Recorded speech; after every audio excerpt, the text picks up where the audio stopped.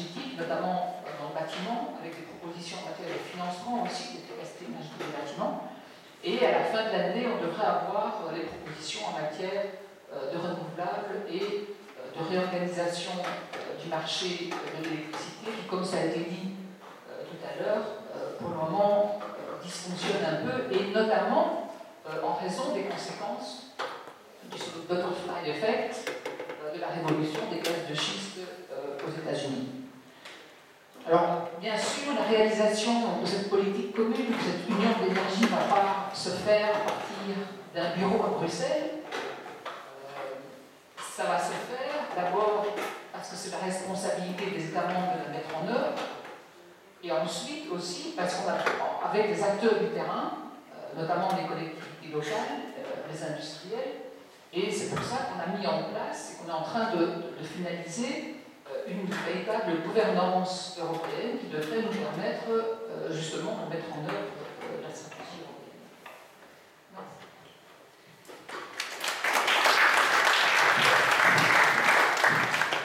Merci beaucoup. Je vais peut-être commencer par des questions pour François-Michel Lambert, au cas où vous soyez obligé de nous quitter rapidement. Est-ce que, selon vous, il faudrait interdire les importations de schiste, comme l'a proposé Ségolène Royal? Et une deuxième question que vous avez évoquée dans votre présentation, qu'est-ce que vous attendez, vous, de l'échelon européen, sachant qu'il y a une grande diversité de situations que Daniel Maronnet a aussi mentionné, et que pour un Polonais, par exemple, il en va précisément de sa souveraineté nationale, et le gaz de schiste peut être une réponse à ses yeux. Donc voilà, une question sur les importations et sur l'échelon européen. Ouais, c'est du coup, comme ça je me rappelle tout après. Ségolène Royal a dit qu'elle voulait interdire l'importation des gaz de schiste. J'avoue qu'elle dit beaucoup de choses, je ne m'en souviens pas. Oui, une philosophie très politicienne, peut-être qu'un jour à la tribune, je le dirai, mais j'espère que l'image que j'ai essayé de poser tout à l'heure de la façon dont j'avance en politique, je la garderai. Donc, la question, elle n'est pas d'interdire, la question, elle est d'avoir, nous, notre propre stratégie de transition. On est dans un marché ouvert, les importateurs, on peut travailler avec eux et les convaincre à avoir d'autres approches. Je sais que le GRT Gaz, notamment, c'est à long terme, c'est inscrit pour que d'ici 2050, avec 5 ou 6 autres opérateurs de transport de gaz en Europe, il n'y ait que du gaz décarboné dans les tuyaux. Donc, comment les transporteurs et les opérateurs, les énergéticiens, nous pouvons, en à peine 40 ans, réussir ce challenge, plutôt que de rentrer dans une interdiction frontale qui risque plus de crisper et de créer de la confiance, voire de créer des partenariats pour d'autres modes de développement en termes de gaz et en termes d'énergie. Donc, je ne suis pas sûr qu'il faille monter les uns contre les autres, et c'est plutôt voir comment on peut aller de l'avant et rester sur le fondement que j'ai donné tout à l'heure, pour ce qui est de la France et de l'Europe.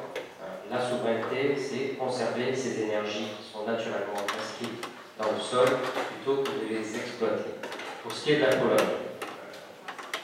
il y a peut-être, je ne maîtrise pas aussi bien la Pologne que la France, et ils sont confrontés à la question du charbon et de la souveraineté énergétique, à la pression de leurs voisins de l'Est, la Russie, mais il n'est pas envisageable, il n'est pas, pour moi, ça n'a pas un sens que de basculer de charbon à gaz de schiste. On reste toujours dans la même ornière qui n'est pas celle de structurer sur le long terme, à une vision à l'échelle du siècle et au-delà, l'énergie européenne.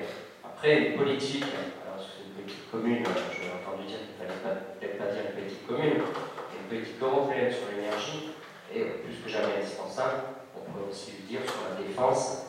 L'Europe manque beaucoup de politique en réalité. Merci. Malgré tout, c'est une question qui s'adresse à vous et puis peut-être aussi à Daniel Maroni. Comment on articule ce besoin de souveraineté énergétique aujourd'hui la France est en situation de dépendance, qu'on le veuille ou non, pour les personnes. Comment on articule cet enjeu de souveraineté nationale avec les préoccupations des citoyens, les préoccupations environnementales que vous avez mentionnées aussi, les préoccupations sociales. On parlait tout à l'heure des parties prenantes. Comment on articule, comment on tient tout ça ensemble? Peut-être Daniel Marronnet, parce qu'en Grande-Bretagne, la question se pose aussi de la sécurité énergétique et des conséquences des gaz de schiste. On a vu des cas de séisme qui se sont produits et qui ont provoqué du coup une réticence dans la population. I certainly think it's important that we do have some sort of European dimension to energy policy, and I don't think, obviously, the United Kingdom just voted to leave the European Union. I don't think that necessarily means that we're opting out of cooperation in these matters. After all, Norway is outside the European Union and exports vast amounts of oil and gas to the rest of Europe. So I think there's definitely a European dimension that will continue. I think we should be wary of, particularly in the UK, of being too reliant on interconnectors between the UK and the European Union. In the UK we have a very bad capacity crunch at the moment, actually, because a lot of coal-fired power stations are closing and they're not being replaced by like gas plants. So we're increasingly reliant on interconnectors to mainland Europe. And I think that could be that could spark disaster. I mean, I think if we're talking about the energy policy of Europe, I think what we really need to move to a position is where we're having market mechanisms determining what type of renewables come forward. So I think a very simple carbon tax would probably achieve that. So a sort of technology-neutral measure that means you're not having the government or even the EU trying to determine what type of renewables are promoted, and you have market mechanisms determining which renewables or fossil fuels that don't emit so much carbon, which one of those are the most economically viable. François-Michel Lambert. Situez-moi la question. La question de l'articulation entre l'enjeu de cette souveraineté, cette indépendance énergétique, et des populations qui sont en réticence, en résistance. Comment on articule tous les enjeux finalement que vous avez présentés dans votre intervention? Je ne sais pas si je vais répondre exactement à votre question, mais je m'étais noté aussi comme perception que j'ai et qui a été dite par l'intervenant qui nous a présenté ce qui s'est passé en Italie. Aujourd'hui, je me pose la question, alors je reste au niveau de la France, peut-être de l'Italie, je ne peux pas parler pour le reste de l'Europe, mais je voudrais qu'on m'explique, moi qui suis politique, comment on va aller voir les citoyens et leur dire on lance une politique de gaz de schiste, non pas parce qu'il y a une crise majeure, il n'y a pas de crise majeure, il y a des enjeux forts, mais c'est pas la crise, il y a des tensions, il y a des nécessités, mais c'est pas la crise au sens ultime. Comment on va lancer la production de gaz de schiste et en même temps continuer, voire amplifier toute une campagne face aux gaz à effet de serre, face au comportement individuel, face à ce que vous achetez, face à votre façon de consommer, votre façon de vous déplacer. Bref, c'est assez antinomique et ça participe après à un populisme qui, lui, arrive dans la facilité et balaye tout et laisse entendre qu'il n'y a qu'un faucon. On peut avoir des énergies abondantes, pas chères, qui n'émettent pas de gaz à effet de serre, qui créent beaucoup d'emplois et qui en plus feront repousser les cheveux des chauves.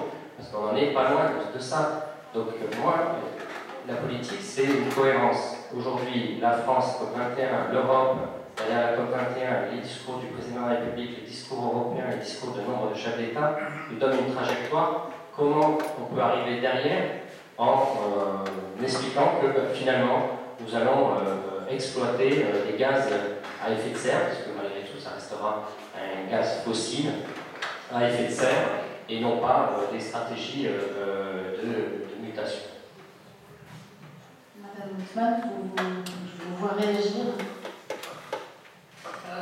Oui, je pense que la question de l'acceptation publique est vraiment une question en Europe qui est cruciale et qui a un aspect qui est très différent de ce point de vue-là de la situation américaine, qui a trait aussi à la question de la propriété du sous-sol.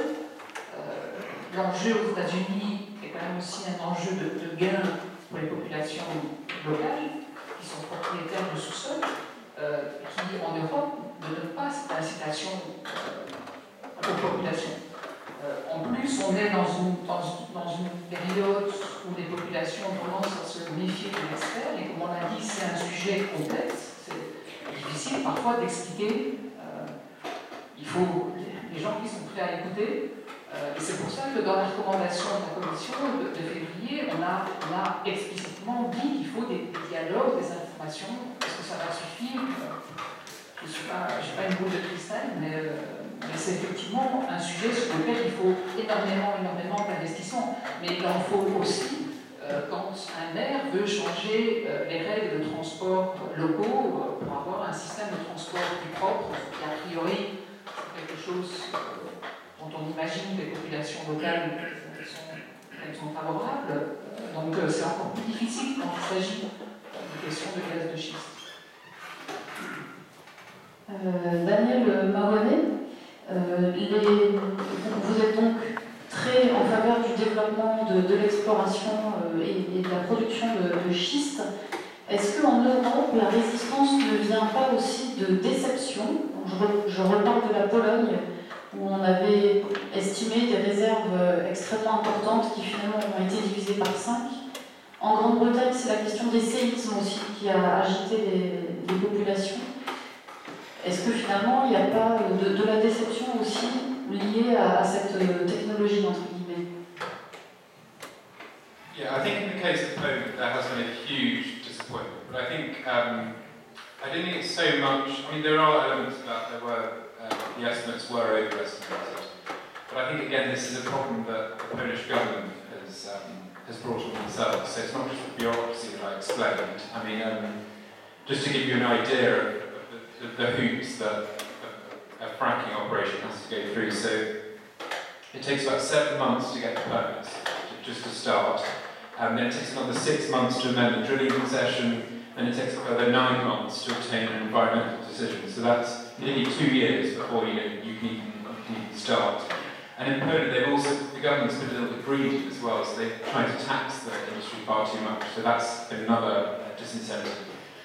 On the issue of the earthquake in Lancashire that I think you referred to, there were a few tremors, but they were so small that you couldn't even feel the surface. So there was a temporary moratorium. As I say, the Royal Society, which is the leading science institute in the country, has investigated the risk. They now want this traffic light system, which means that if there's even the smallest of tremors, the traffic light system comes on and fracking has to stop. So I think in the UK in particular anyway, we have a very, very effective regulatory system, and obviously we have a lot of experience in conventional oil and gas, so we have a lot of experience of regulating dangerous, not dangerous operations, but operations that any sort of energy that could have potential consequences. So I think now, definitely amongst experts, they're very confident that we can pursue. But there is this problem of public perception that has been highlighted, and I think that's where the fight needs to go now, just to try and get across that this technology is safe as long as the right regulatory regime is in place. Stefano Adamo, est-ce que vous pouvez nous dire quel est l'état du débat aujourd'hui en Italie à la suite de ce vote négatif? Est-ce que les gaz de schiste ne sont plus du tout dans le débat public?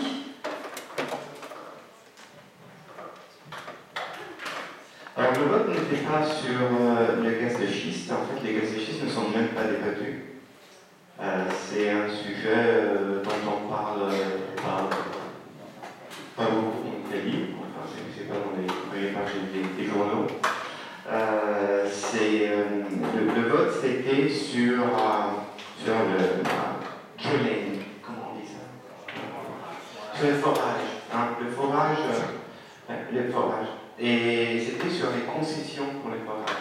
Et c'était encore une fois une chose très technique, c'était si on pouvait prolonger les concessions aux entreprises qui font les forages dans la mer, au cas où, à la fin de leur concession, ils voyaient qu'il y avait encore du pétrole à extraire. Ça, c'était la question du référendum. Évidemment, c'était très technique, les gens n'en comprenaient rien. Ils ont voté entre 30%. 30% des gens sont déplacés pour aller voter. Et ça n'avait pas à voir avec le gaz de schiste, en fait. Du point de vue énergétique, l'Italie est assez bloquée. Elle est assez bloquée à ses contrats avec Gazprom, fait par Eni en 2007. Et en ce moment, ils sont en train de travailler sur ces contrats, de négocier ces contrats. Mais il n'y a pas d'autres nouvelles importantes de l'Italie. Par contre, j'ai une diapositive que je n'ai pas montrée et que je pense est pertinente aux choses que je suis en train d'entendre. Et je voudrais la montrer brièvement. Et c'est cette diapositive-là. Elle contient. Voilà. Elle contient deux citations qui montrent vraiment l'état d'esprit opposé entre Europe et États-Unis, qui se pousse même aux faits. Alors la première, c'est extrait de